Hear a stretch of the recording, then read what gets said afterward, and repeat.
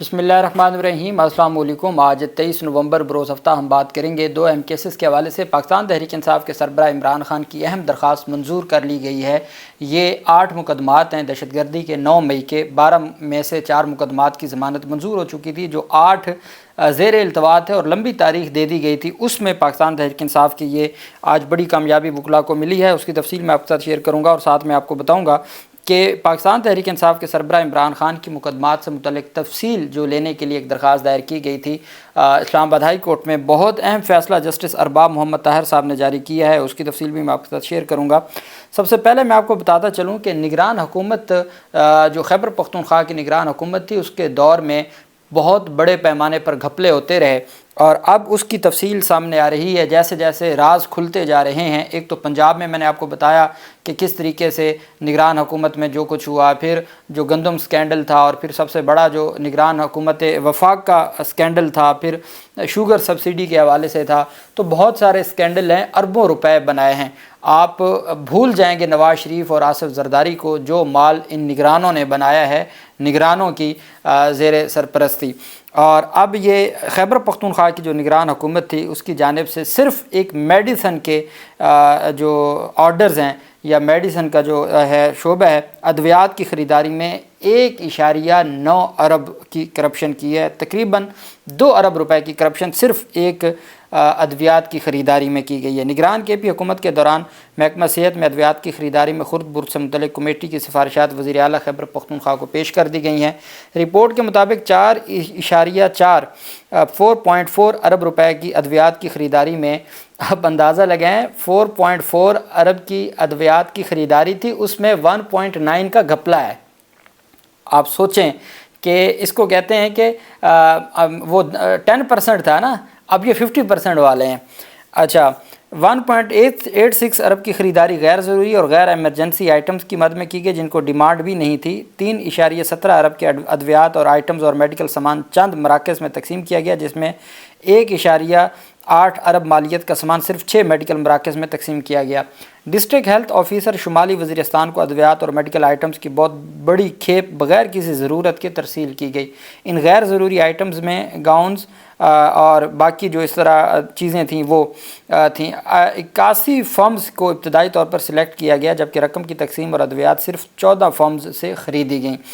زیادہ تر ادویات کی خریداری بغیر معائنے کے کی گئی، جس کی وجہ سے ناقص ادویات عوام کو دی گئیں۔ ترسیل اور ادائیگی سے پہلے ڈرگ ٹیسٹ کی رپورٹس کو بھی نظر انداز کیا گیا۔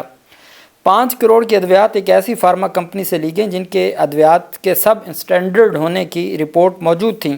ٹرانسپورٹیشن کی مد میں بے جا اخراجات کیے گئے۔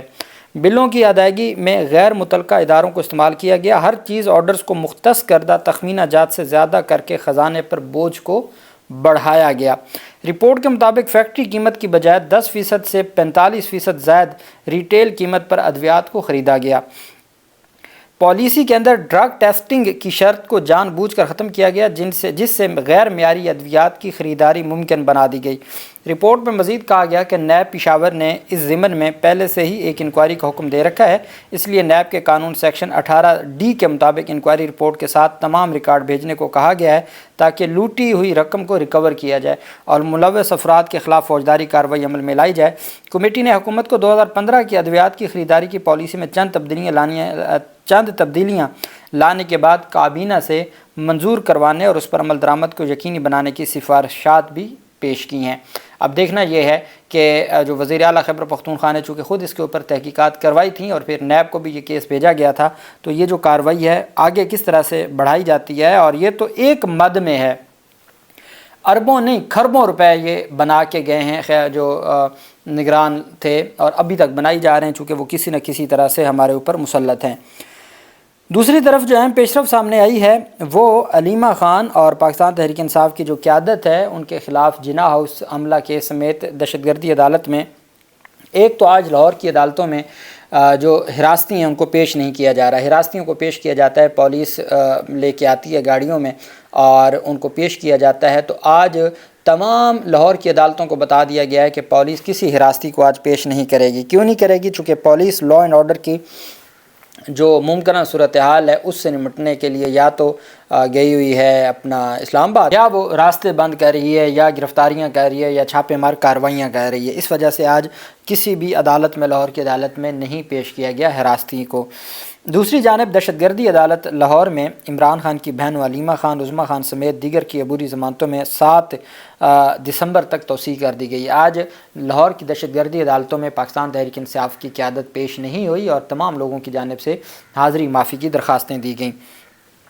اے ٹی سی کے ایڈمن جج منظر علی گل نے مقدمات پر سماعت کی۔ دوران سماعت مقدمات میں علیمہ خان اور عظمیٰ خان سمیت دیگر ملزمان کی جانب سے حاضری معافی کی درخواست دائر کی گئی، جس میں موقف اپنایا گیا کہ راستے بند ہیں، علیمہ خان اور عظمیٰ خان اسلام آباد میں، ایک دن کے لیے حاضری سے استثناء دیا جائے۔ عدالت نے علیمہ خان، عظمیٰ خان، زین قریشی سمیت دیگر ملزمان کی ایک روزہ حاضری معافی کی درخواست منظور کر لی۔ جناح ہاؤس سمیت 9 مئی کے مقدمات میں عبوری ضمانت کی درخواستوں پر 7 دسمبر تک سماعت ملتوی کر دی اور عدالت نے توسیع کر دی ان کی ضمانت کی درخواستوں میں۔ اسی طرح سے سلمان اکرم راجہ صاحب کی ایک درخواست تھی، 5 اکتوبر کے مقدمات میں ان کی عبوری ضمانت کی درخواست تھی، جس پر عدالت نے ان کی بھی حاضری سے معافی کی درخواست منظور کر لی۔ چودھری بلال اجاز کی درخواست منظور کر لی گئی ہے، محمد احمد چٹھا کی درخواست منظور کر لی گئی ہے، اور پاکستان تحریک انصاف کی جو قیادت ہے ان تمام کی جو درخواست ضمانتیں ہیں، عبوری ضمانتیں ہیں، ان میں توسیع کرتے ہوئے 7 دسمبر تک توسیع کر دی ہے جج منظر علی گل صاحب نے، جو کہ جج ہیں دہشت گردی عدالت کے۔ اسی عدالت میں عمران خان کی اہم درخواست تھی۔ پاکستان تحریک انصاف کے سربراہ عمران خان کی 12 مقدمات ہیں۔ 9 مئی کے 4 مقدمات میں ضمانت منظور ہوگی۔ جو جج ارشد جاوید نے فیصلہ لکھا 5 صفحات کا، وہ میں نے آپ کو ایک ایک لفظ اس کا بتایا تھا کہ یہ ایک تاریخی فیصلہ تھا، جس میں عدالت نے پورے کیس کا ایک پوسٹ مارٹم کر دیا۔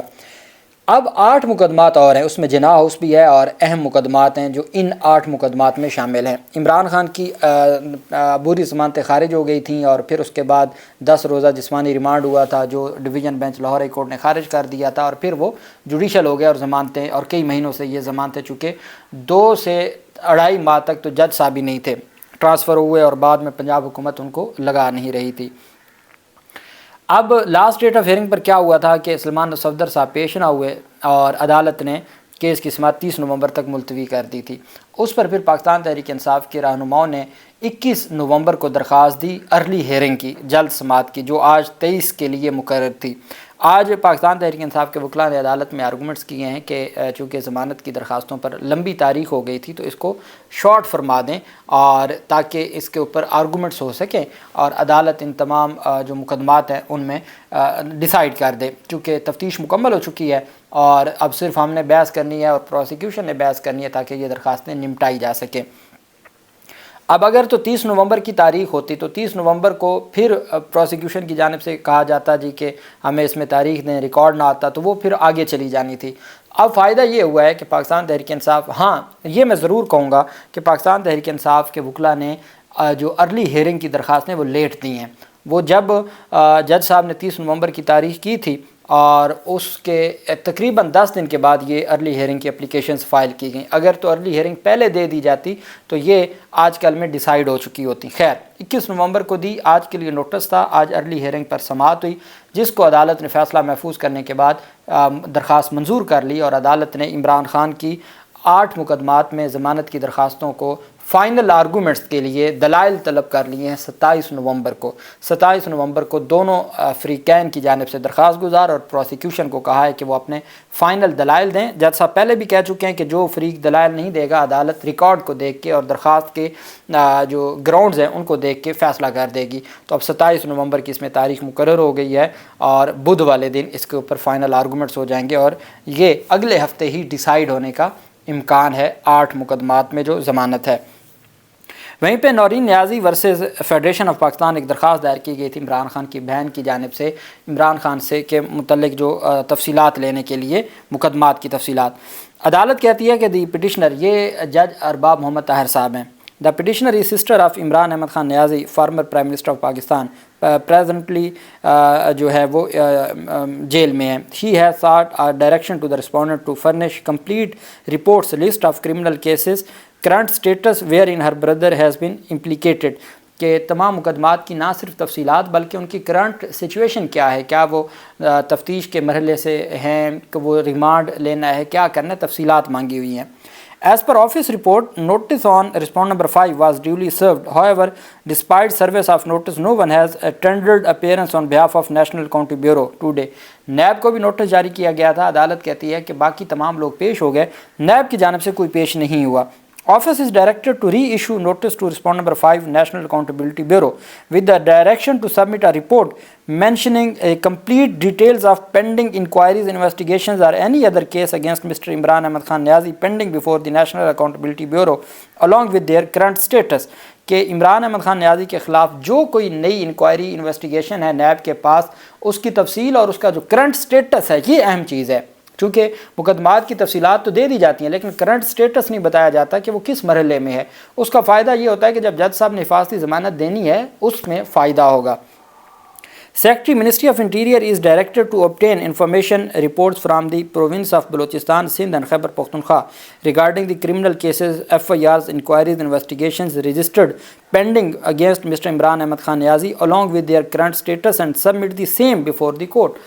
کہ سیکٹری داخلہ کو کہا جاتا ہے چونکہ پنجاب اور اسلام آباد کی حد تک پنجاب میں 52 مقدمات ہیں اور 64 مقدمات ہیں اسلام آباد میں، تو اس کے علاوہ جو باقی صوبے ہیں ان سے بھی رپورٹ سیکٹری داخلہ کے ذریعے منگوائی گئی ہے کہ اس کا کرنٹ سٹیٹس کیا ہے، عمران خان کے خلاف باقی صوبوں میں کہاں کہاں مقدمات ہیں، اس کی تفصیل بھی مانگ لی ہے.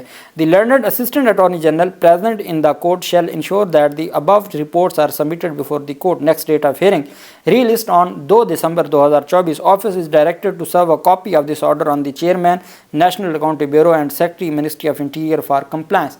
عدالت نے آرڈر کر دیا آفس کو کہ آپ نے یہ اٹیسٹڈ کاپی اس آرڈر کی بھجوا دینی ہے چیئرمین نیب کو بھی اور سیکرٹری داخلہ کو، تاکہ وہ 2 دسمبر کو تفصیلات، اب پنجاب اور اسلام آباد کی تفصیلات آ چکی ہیں، ان تمام صوبوں کی اور نیب کی اور باقی FIA وغیرہ کی جب تفصیلات 2 دسمبر کو آ جائیں گی تو عدالت پھر اس پر ڈیسائیڈ کرے گی. وہ جو انٹرم ریلیف کی اپلیکیشن ہے جو پہلے ابھی اعظم سواتی کو عدالت نے بعد از گرفتاری حفاظتی ضمانت دی تھی، تو وہ اگر پاکستان تحریک انصاف کے سربراہ کو مل جاتی ہے تو پھر ان 8 مقدمات کے علاوہ اور ایک مقدمہ جو ابھی جس میں وہ 5 دن کے ریمانڈ پر ہیں، اس کے علاوہ پھر کوئی مقدمہ بچے گا نہیں جس میں ان کی گرفتاری ہو سکتی ہے. چونکہ نیا مقدمہ فی الحال ابھی تو یہ خیر جو یہ مزید بھی ایڈ ہو جائیں گے جو ابھی آج کل مقدمات درج ہونے ہیں 24 نومبر کو مد نظر رکھتے ہوئے.